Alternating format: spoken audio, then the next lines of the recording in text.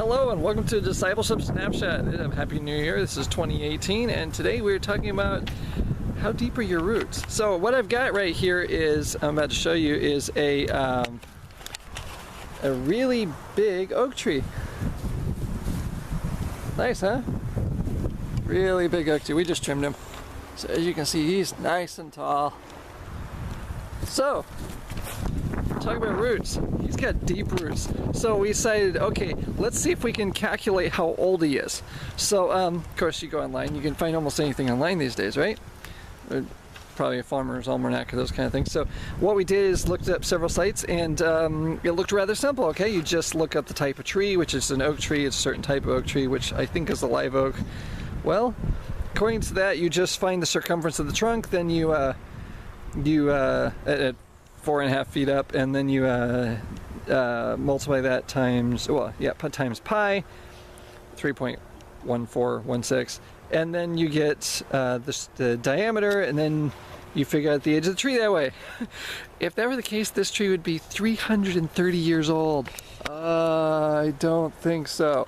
This subdivision was built in the 80s, so it couldn't really be 300 years old. So, found out a couple of the trees in the neighborhood were planted about the same time. What we don't know is what size they were when they were planted. Point being, the tree seems to be about 50 to 60 years old. So what's the real point? Well, the real point is, of course, how deep are our roots? See, this tree right here started from an acorn. I wish I could find one to show you, but the squirrels ate them all.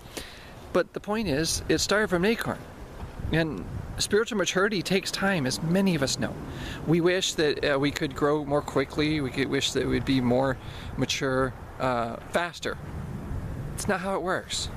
We know it takes time, and we have to both be persistent about it, but also patient in it, as well as patient with others. It's amazing what other people are growing through, but encouraging them and challenging them, because we all need that, is very important.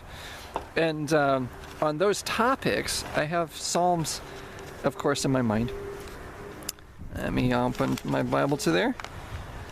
Blessed is the man who walks not in the counsel of the ungodly, nor stands in the path of the sinners, nor sits in the seat of the scornful, but his delight is in the law of the Lord. And in his law he meditates day and night. And this is what God says about that kind of person who spends time in God's Word. We're talking about quality time in God's Word, not 5 minutes a day. We're talking, well, if that's all you can do, then spend 5 quality minutes in the Bible. But find some way to spend quality time in God's Word, because then you'll be like this.